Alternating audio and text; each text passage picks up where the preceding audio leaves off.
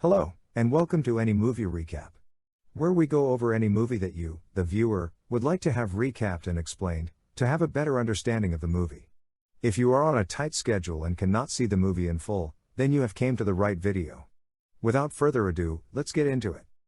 Set in Yucatan, Mexico, around the year 1502, Apocalypto portrays the hero's journey of a young man named Jaguar Paw, a late Mesoamerican hunter and his fellow tribesmen. A tapir runs frantically through the forest before it springs a tripwire trap and is impaled on a swinging branch full of spikes. Young Jaguar Paw puts the tapir out of its misery and eagerly divides its internal organs between his fellow hunters, Curl Nose, Smoke Frog, and Cocoa Leaf. They are soon interrupted by a band of refugees passing through the forest, looking downtrodden. One of them, a fisherman, addresses Jaguar Paw and explains that their village was attacked and that they are seeking a new beginning. They exchange food before the group moves on, though Jaguar Paw is keen to know more about what happened. The tribesmen return to the village. Blunted returns to his wife, Skyflower, and then runs out screaming and holding his privates. Flint Sky falls to the ground laughing, as the leaves he gave Blunted were meant to cause a burning sensation when rubbed. The following morning, Jaguar Paw wakes early from a dream and notices fire torches quickly approaching the village. Warriors appear, igniting huts and apprehending the villagers. Jaguar Paw takes his wife and son but is charged by a raider. He pushes his family away from the spear's direction and throws the raider out of the hut. He quickly takes and puts them in a deep cistern to hide. He ties a rope to a nearby rock so that they can climb out again. But as he was helping them down, a raider spots Jaguar Paw and charges at him. Letting go of the rope, his wife and kid fall to the ground. The raider and Jaguar Paw begin to fight, but the raider is taken down, and as he is down, he spots the wife and kid. Held from the leg by Jaguar Paw, he is then killed by striking him in the head before running back to the village to help. However, the village is soon overrun. Blunted is held down while Skyflower is forced into a hut where she is presumably raped and killed. Jaguar Paw attempts to free his father but is knocked down by a raider and is held by the neck. Middle Eye, a raider nearly killed by Jaguar Paw, nicknames him Almost, was nearly about to kill Jaguar Paw but is stopped by the fierce-looking leader of the Halcanes, Zero Wolf. Flint Sky, Jaguar Paw's father, tells his son not to be afraid as Middle Eye props him up and slits his throat. Jaguar Paw is then knocked out cold but then wakes up to see that all the surviving captives are tied up and led away, attached to each other on long poles, while the children of the village are left with none but the dead for company. As the Halcane hunting party leads the captives into the forest, one of them, Snake Inc., notices Jaguar Paw looking towards the cistern as they pass. Snake Inc. investigates but does not notice Seven and Turtles Run. He is, however, suspicious of the rope dangling into the hole and cuts it. The party meets up with a second raiding group which has caught the band of refugees seen the day before. Jaguar Paw recognizes the fishermen as the two groups are led further into the forest. They cross a raging river and struggle to keep their heads above water. While treading a narrow path on a cliff, Cocoa Leaf, severely injured in the village raid, loses his footing and dangles over the edge. As they near civilization, a tree tips over, nearly crushing the group of tribesmen. The party crosses through a deforested area and failed maize crops where villagers lay dead, decimated by a plague. A small girl, sick and with sores on her face and hands, approaches the party but suddenly looks towards Jaguar Paw with a blank expression.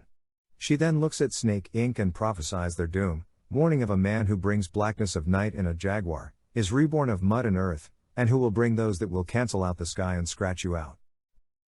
They enter a city where workers toil in limestone quarries, covered white by the excess and spreading quick lime over buildings. A worker coughs blood and an old man approaches the captives, drooling and begging for help. He is kicked away by a Halcane and told to die with dignity. The women captives are separated from the men and are sold as slaves. Blunted watches as his mother-in-law is auctioned but rejected due to her age. She is freed to wander and she follows Blunted as far as she can go, touching his arm assuredly before closing her eyes against a pillar, helpless. The men are led through a tunnel where they see pictures on the walls depicting human sacrifices. Women paint their bodies blue as they are led to the top of a step pyramid. The heads of victims are tossed down the steps and collected in baskets at the bottom. Jaguar watches as the first captive is sacrificed, his heart ripped out and his head severed. The same fate befalls Curl Nose before Jaguar Paw is brought to the sacrificial pedestal. Seemingly accepting his fate, he waits until the high priest stops due to a solar eclipse. The priest announces to the clamoring crowd that their god is pleased and begs for the sun to come back. However, the priest and the Mayan leaders are well aware that the eclipse will eventually pass, They use the celestial events to wield power over the public and their enemies. He then instructs Zero Wolf to get rid of the other captives. Jaguar Paw and the others are taken to an old ball court where they are instructed to run the length in pairs towards the forest at the end with a cynical promise of freedom should they make it. Cut Rock runs ahead to the end of the court as a finisher, and it becomes clear that the captives are to be used as target practice. Blunted and Smoke Frog are the first to run, but Blunted is speared in the lower back and Smoke Frog is hit with a large stone before being finished by Cut Rock. Next, Jaguar Paw and the fisherman are told to flee. Though they evade most of the projectiles, the fisherman is shot through the head by Snake Inc.'s arrow and Jaguar Paw is impaled through his side, falling near Blunted. Before Cut Rock can finish him, Blunted lunges and grabs Cut Rock by the leg, buying Jaguar Paw some time. Cut Rock kills Blunted with a single blow to the head, but Jaguar Paw breaks off the arrowhead in his own body and stabs Cut Rock in the neck. Cut Rock stumbles as Jaguar Paw stands, removes the arrow shaft from his side, and runs into the forest.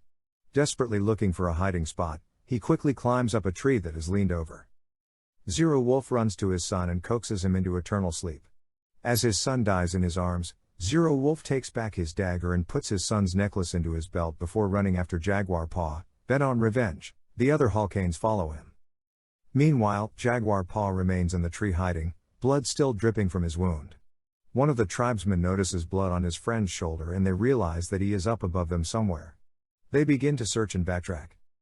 Jaguar Paw turns to see a black jaguar cub growling at him. He hears a louder roar behind him and turns to see the threatening mother jaguar. They soon see Jaguar Paw running through the forest and Speaking Wind pursues him. As their paths merge in a clearing, Speaking Wind is attacked by the jaguar that was chasing Jaguar Paw. He is viciously mauled to death before the others arrive and kill the jaguar. As the Hallcanes eventually catch up to Jaguar Paw, he is cornered and forced to leap over the edge of a high waterfall. He survives and stands on the riverbank, calling out to the Hallcanes that this is his forest and his descendants will continue to hunt in it. Impatient, Zero Wolf stabs Snake Inc. when he suggests climbing down rather than jumping. Buzzard Hook is the first to jump, but dies when he hits his head on a submerged rock. The others are luckier and continue their pursuit. As he flees, Jaguar Paw lands in a muddy sinkhole, but manages to climb out. After he does so, he pauses and decides that he is not afraid and will no longer run. As the Hallcanes approach, Jaguar Paw, covered in black mud, confronts them and tosses a live wasp's hive at them, instigating the wasps to attack. Jaguar Paw runs towards a stream where he finds a poison arrow frog and collects its venom on a few large thorns. He runs in a circle and hides in the reeds, waiting for the Hallcanes. He fires his darts at Hanging Moss, already weakened by the wasp stings. As Hanging Moss falls to the ground, his cries attract Middle Eye, who runs back. Middle Eye comes face to face with Jaguar Paw and they run at each other, each eyeing the bludgeon that Hanging Moss dropped. Middle Eye swings his own as they approach each other and Jaguar Paw barely manages to duck, suffering a mild blow to the head. As he slides under Middle Eye's attack, Jaguar Paw picks up Hanging Moss bludgeon and rises to strike Middle Eye in the temple. Middle Eye calls him almost one last time as Jaguar Paw kills him with a blow under the chin. It suddenly begins to rain and Jaguar Paw races to the cistern, knowing that it will soon fill with water. Jaguar Paw gets to the cistern to find it filling with water and Seven in labor, screaming for him to hurry. An arrow narrowly misses Jaguar Paw and he runs into the jungle as Zero Wolf closes in. Monkey Jaw and Ten Peccary pause by the cistern to see Seven and Turtles run at the bottom before resuming the chase.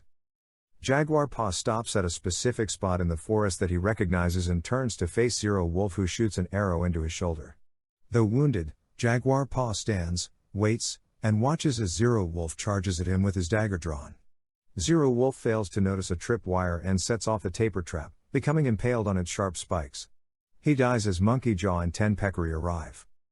Seven gives birth in the cistern to a boy. Monkey Jaw and Ten Peccary chase Jaguar Paw to the beach where he collapses from exhaustion.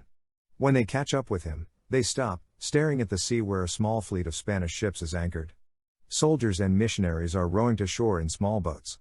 Mesmerized, Monkey Jaw and Ten Peccary approach the shoreline while Jaguar Paw races back to the cistern. He finds that Seven has just given birth and pulls his family out of the cistern. Later, when the rain stops, Jaguar Paw carries his newborn son, followed by Seven and Turtles run. They look back towards the Spanish ships and Seven asks if they should go to them. Jaguar Paw says that they should, instead, go to the forest and seek a new beginning. I want to thank you for taking the time and watching this video. If you enjoyed, Please like and subscribe to get more of this type of content and turn on the bell notification to be notified when a new upload goes up.